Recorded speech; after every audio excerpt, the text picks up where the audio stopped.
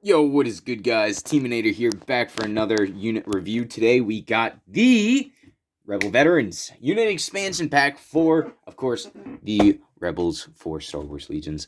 Hope you guys are having a great day. This is going to be a rather quick video, but I need to get... what just fell? I need to get some extra guys out on the field. Rebels and Empire. Empire is going to be having some new stuff coming in soon, at least for my Imperial faction. But without further ado, let's just get right on into it. Let it rain with dinosaur pieces from above.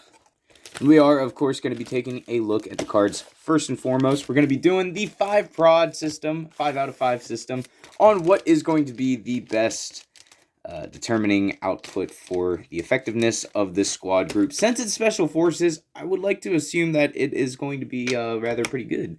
For the unit price of 25 bucks, yeah, I'd strongly suggest picking these guys up. They're definitely a lot better than ARC Troopers in terms of price range.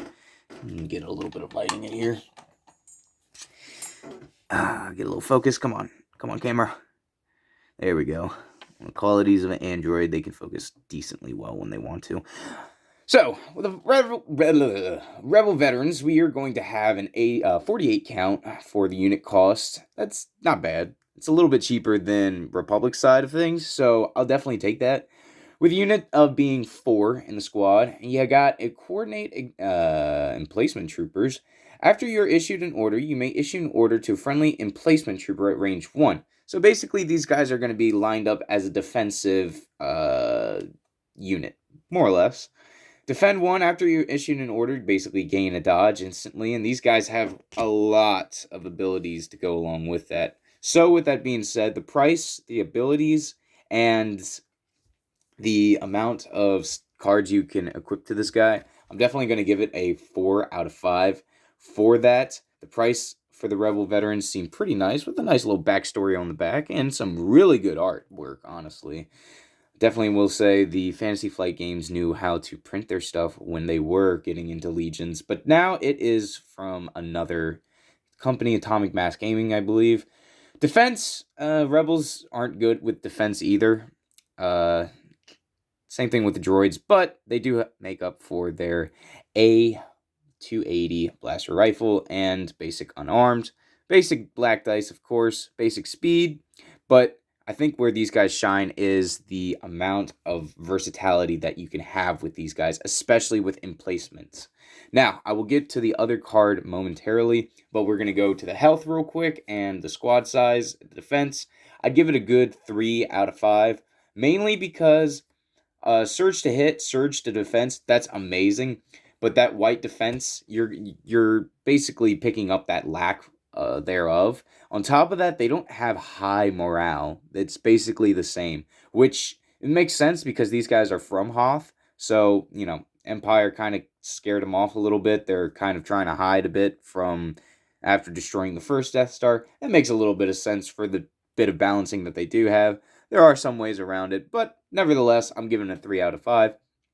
Its armory, I'm giving it a 2 out of 5. These guys are special forces. I would expect them to at least have, a little bit better combat or anything like that. They're veterans. Come on. They should have a little bit better battle experience. But all that does make up for their versatility and choice of cards that you want to equip with these guys.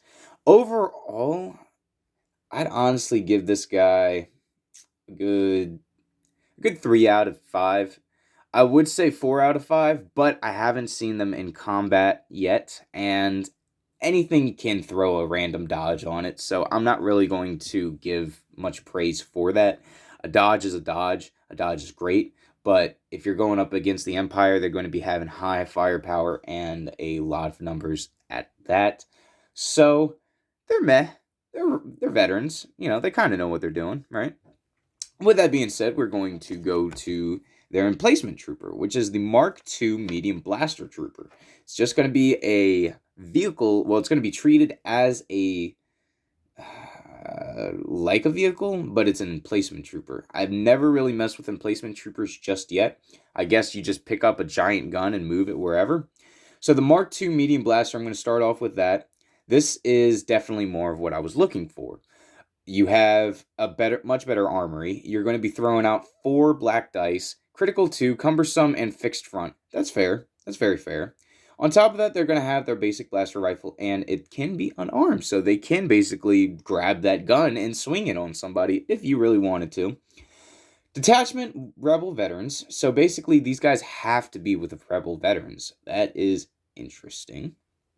So I'm guessing they're going to have to be like within range 1. I would definitely say within range 1. Fire support with another friendly unit performs a range attack. If you have a face-up order token, each mini your unit may add an eligible weapon to the attack pool. If you do not flip your order token face down, limit 1 free fire support per attack pool. So basically, if this guy is running with the other rebel squad, you basically have them running along, pop it down, and then boom, you basically set up camp. So now I see the cohesion between these guys. You basically have to have one and the other in order to put out some massive fire damage. And on top of that, this is where the health and suppression can come into play. Because with these guys being back together, you don't necessarily have to worry about you don't have to worry about your suppression output. You know, they're practically linked.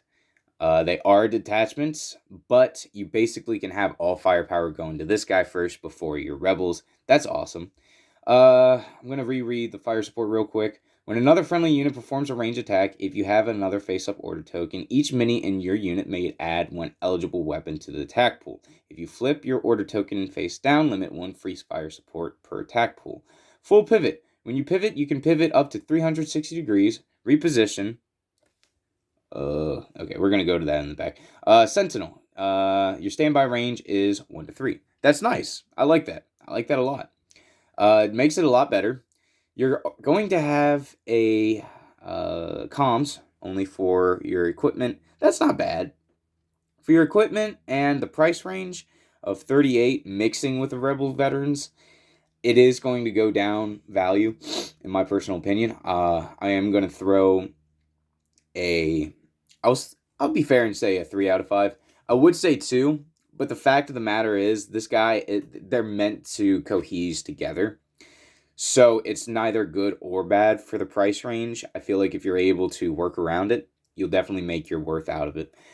Defense and your health, I'm definitely going to give it a 4 out of 5. Mainly because it's kind of linked, again, the cohesion, it works a lot better. I understand it a teeny bit now. I didn't really look at both of these cards until now, so that's why we're doing the review. For full abilities, I'm definitely giving it a strong 4 out of 5. You got a lot of cool different abilities. You got Sentinel, which I personally think would be amazing. You know, it fits perfectly on this card. You have a basic 4 health, and you have a little bit extra in your suppression range. So with that all being said and done, you can survive a little bit on the battlefield before you really start taking some hits off.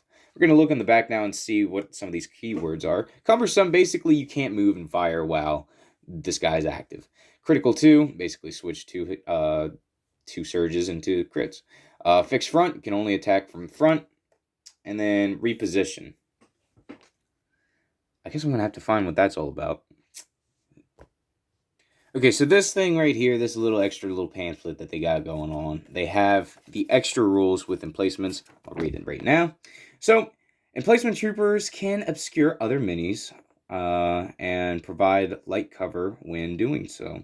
Emplacement troopers cannot climb or clamber. Emplacement troopers cannot pivot, reverse. Emplacement troopers cannot use the claim sabotage. Emplacement troopers cannot be displaced.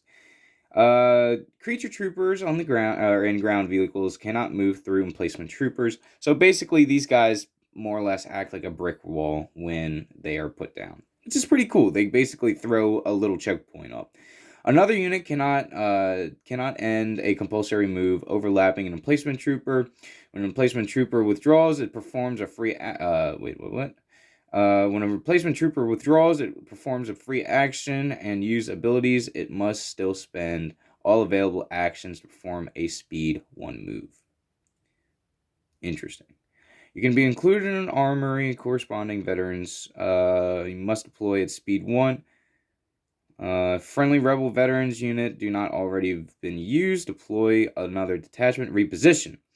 Either before or after you perform a standard move, you may perform a pivot.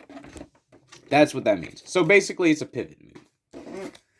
Put it short and sweet. These guys paired together, I think that's what definitely makes this. If I would have to rate these guys together, this would be a completely different category because you're basically adding a giant wall in front of your squad. This being said, definitely putting a 4 out of 5 in all ranges onto this guy because you're basically having 2 units act as one, which is awesome. And then you get to detach it, and then you technically get to reattach them. I would allow it in my game. It would make sense. With that being all done, we are going to go over to the cards. We have the extra reinforced Rebel Veteran in all his glory and art. Pretty nice. It's costing 12. That's not terrible. It's a teeny bit. I think it's 1 more point than the Clone Trooper. I think clones are like 11 or something like that. I'm not memorizing off the top of my head. I can't honestly just look right here. 13. They're a little cheaper. They're 1 point cheaper. CM093 Trooper. That's that guy. Yeah. Very interesting looking weapon he's got in his hand. Rebel Veteran is only, unfortunately, but you get to add this guy. He's popping a critical 2, basically converting up to 2 surges. That's nice. You know, that's really good to put on the field. 31, it's a little expensive for white dice, but you get the critical surge. So it's a bit of a trade-off, you know. It's I wouldn't really say this guy would be necessary, mainly because of the white dice. I mean, yeah, you are going to be having the surges, and you're technically going to be increasing your critical chances. I don't know. We'd have to do some gameplay and see what comes out of it. Endurance, of course. We're in Hoth. Overwatch and environmental gear, all Hoth related. I will be putting a link in the description for my eBay. I'm going to be posting some tokens, some extra cards, anything that you need to help get your game started. I will have it in my eBay. Also, if you guys are interested in Yu-Gi-Oh! And or Pokemon, I'll have that there as well. Also, I'm going to be having video game material to be selling. It's a whole bunch of Mod Podge. Check it out if you guys are interested. So opening up the base, I see the emplacement base. It's definitely smaller than a miniature vehicle base, I think. No, it's the same size. It is the exact same size. So I do believe a destroyer droid should count as an emplacement trooper. I really think so. I think it is, actually. Hold on. So unfortunately, the destroyer droid is treated as a ground vehicle. I guess so because of the immense speed that it pops off, but I definitely think the destroyer droid should be treated almost as an emplacement and then converts into a ground vehicle. It's just my opinion, but in order to keep balancing, let's just say, just for argument's sake, that's just what they've done. And just finishing her off, just going to give a little unit set review on the figures themselves. I love the poses, honestly.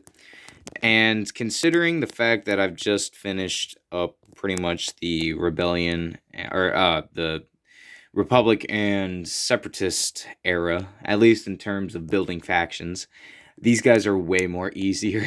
110%. They come in teeny tiny bags, so it's not that terrible. It's pretty much a 3 to 4 part system. You got the arms. Some of them have to put the legs together and obviously put the head on top. But other than that, it's not that bad. Super satisfying, and yeah, they look pretty good. Can't wait to get them painted and primed and all down for the battlefield. Figuring since it'd be very appropriate for it being the last day of winter, I figure I'd be giving you guys the Blizzard Force. Until then, this is Teaminator signing off. Bye-bye.